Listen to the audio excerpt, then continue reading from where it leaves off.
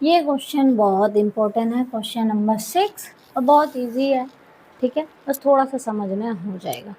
अब इसमें क्या कह रहा है कि एक राइट एंगल ट्राइंगल दे रखा है जिसमें एक्यूट एंगल क्या है, ए है और बी है, ठीक है। तो यानी वो ये कह रहा है ए और बी क्या हो गए, एक्यूट एंगल, और सी हमारा राइट एंगल हो गया, ठीक है। यानी इसकी वैल्यू 90 से कम है और इसकी वैल्यू 90 से कम है। Are acute angle such that cos of A, cos जब हम ये लेते हैं और कॉस निकालते हैं, और जब हम ये लेते हैं और कॉस निकालते हैं, दोनों बराबर होते हैं, तो प्रूव करो angle A is equal to B. तो यानी जब मेरे को कॉस ए निकालना है तो मैं यहाँ ए लिखूँगी, जब मेरे को कॉस बी निकालना है तो बी यहाँ आ जाएगा, ए यहाँ और सी अपनी जगह है। 90 को हम नहीं छेड़ते हैं, समझ आ गया। तो कॉस ए यहाँ से निकालेंगे और कॉस बी यहाँ से, ठीक है। तो सबसे पहले कॉस ए निकाल दो। पंडित बद्री प्रसाद हर हर बोले, तो साइन कोस, कॉस क्या होता है, बेस अपॉन हाइपोटेन्यूज। अब ए यहाँ पे है तो इसका बेस क्या है, ए सी, इसका हाइपोटेन्यूज क्या है, ए बी, ठीक है। अब निकालेंगे कॉस बी यहाँ है तो इसका बेस, इसमें भी क्या आएगा, बेस अपॉन हाइपोटेन्यूज, ठीक है। बेस कितना है यहाँ, बी सी, और हाइपोटेन्यूज तो हाइपोटेन्यूज ए बी, हाँ ठीक है। अब अकॉर्डिंग टू क्वेश्चन हमें गिवन क्या है, ये 1 है, ये 2 है, तो cos A is equal to cos B put कर दो, A C upon A B is equal to B C upon A B, equal है तो कैंसिल आउट हो गए, ए सी अपॉन ए बी आ गया, यानी क्या आ गया, ए सी अपॉन ए बी। तो ये क्या बन गया, एक ए सी, हाँ सॉरी ए बी नहीं बराबर है, ए सी और ए बी बराबर आ गया, या हम ऐसे कह सकते हैं, यहाँ से भी कह दो A C and A C is equal to B C, A B नहीं है, बी सी है, गड़बड़ हो गया। ए सी किसके बराबर है, बी सी के, हाँ यहाँ ठीक लिखा है, ए सी बी सी के बराबर है, ए सी बी सी के बराबर है, तो ये कैसा ट्राइंगल हो गया, therefore A B C is an isosceles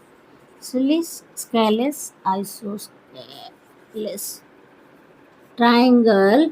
और अगर ए बी बराबर ए सी है, ए बी बराबर ए सी है, तो इनके अपोजिट एंगल भी बराबर हो जाएंगे, hence angle A is equal to angle B, कैसे, बी सी का अपोजिट एंगल ए और ए सी का opposite angle B, A C का अपोजिट एंगल बी, ठीक है, दोनों ट्राइंगल में से किसी में से भी देख लो।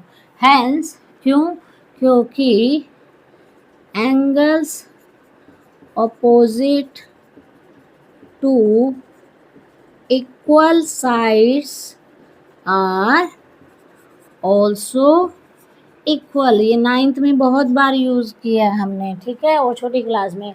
आइसोसेलेस ट्राइंगल में अगर साइड्स बराबर आ जाती हैं तो एंगल भी बराबर हो जाते हैं, यही प्रूव करना था। तो यहाँ पे इसने क्या प्रॉपर्टी यूज़ कर ली, ट्राइंगल की एक और, तो 10वीं में बच्चों याद रखना, जितना भी आपने 9th में पढ़ रखा है पैरेललोग्राम, जितना भी आपने पढ़ा है मिड पॉइंट थ्योरम, सब कुछ यूज़ होगा, वो थोड़ा थोड़ा वो भी रिवाइज़ करते रहना, और रिवाइज़ नहीं कर पाते हो तो जो पॉइंट यहाँ लिखे हैं उसको अपनी नोटबुक में हाईलाइट करके लिखना, ताकि तुम बार बार उसको यूज़ करते रहो।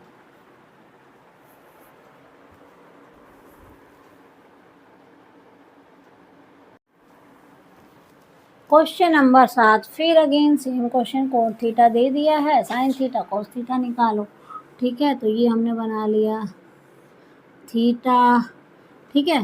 अब हमारे को क्या दे रखा है, इसको नाम लिख दो, ऐसे लिख दो ए बी सी, ठीक है, थीटा एंगल का नाम दे दिया है। तो कॉट थीटा क्या होता है, फिर से पंडित बद्री प्रसाद हर हर बोले, तो कोट थीटा ये होता है, ठीक है।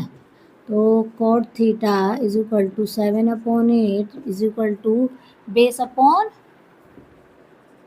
परपेंडिकुलर,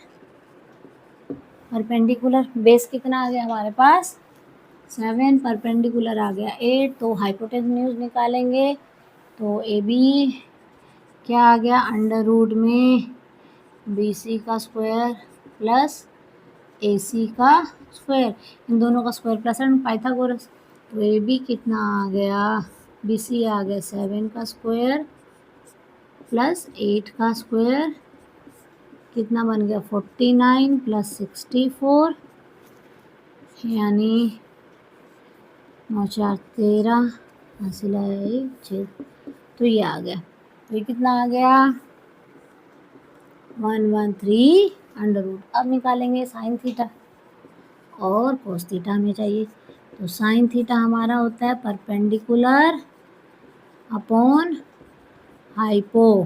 परपेंडिकुलर कितना है 8,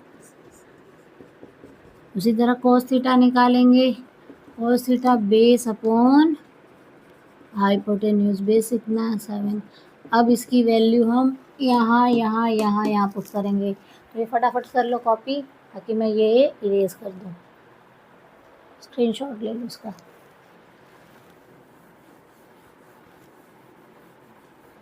कर लिया, क्या आया हमारा साइन थीटा तो आ गया 8/√113 और कोस थीटा आ गया 7/113 आ गया, ठीक है। बस पुट करेंगे और हो जाएगा। अब ये हमने साइन थीटा कोस थीटा निकाल लिया है, अब इसको सॉल्व करेंगे।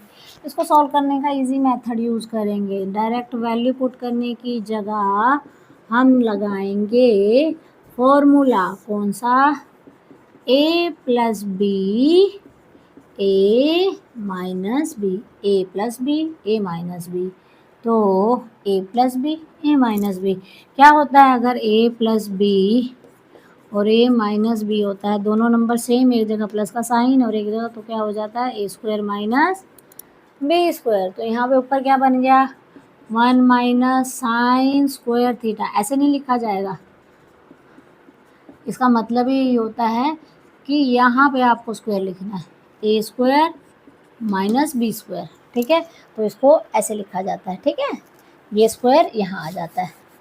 उसी तरह ये भी हो जाएगा 1 माइनस कोस स्क्वायर थीटा, 1 का स्क्वायर 1 ही होता है, 1 माइनस साइन थीटा की वैल्यू कितनी है 8/√113 का स्क्वायर, नीचे 1 माइनस कोस थीटा,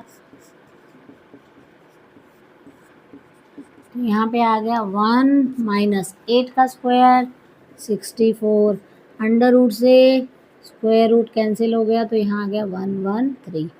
इसी तरह यहाँ पे 1 माइनस 49 113, अब ये मैं इरेज कर रही हूँ, ठीक है, ये हमने वैल्यू पुट कर दी 8/, ठीक है। अब यहाँ एलसीएम आ गया 113 माइनस 64 अपॉन 113 माइनस 49 113, तो यहाँ पे क्या आ गया 49/113 64/113, तो रेसिप्रोकल करेंगे ना, ये उल्टा हो जाएगा, तो ये क्या आ गया 49/64, ठीक है, तो ये इसी का स्क्वायर तो बन गया, एक तरह से देखो 7/8 का स्क्वायर बन गया। तो ये इस तरह करना है, इसमें ये यूज़ करना है। डायरेक्ट अगर वैल्यू पुट करने लगोगे तो क्वेश्चन बहुत बड़ा हो जाएगा, तो ये a प्लस बी है a माइनस बी है, a प्लस बी है a माइनस बी है। नेक्स्ट इसका पार्ट करते हैं, कॉट स्क्वायर थीटा निकालते हैं। सेकेंड पार्ट तो बहुत इजी है, कॉट थीटा दे रखा है और हमें क्या निकालना है कॉट स्क्वायर थीटा, ये होता क्या है, इसी का तो स्क्वायर होता है, यानी अभी बताया था ना a² माइनस b² किया था, ये इसका स्क्वायर होता है। इसी तरह अगर ऐसे लिखा हो तो ये इसका स्क्वायर होता है, ठीक है, इस जो एंगल दे रखा है उसको स्क्वायर कर देना है। जो एंगल यानी कोट थीटा की जो वैल्यू दे रखी है, जो रेशो की, तो ये कितना है, यही आंसर आएगा। ठीक है, तो 7 क्वेश्चन भी हो गया। अब करते हैं 8 क्वेश्चन।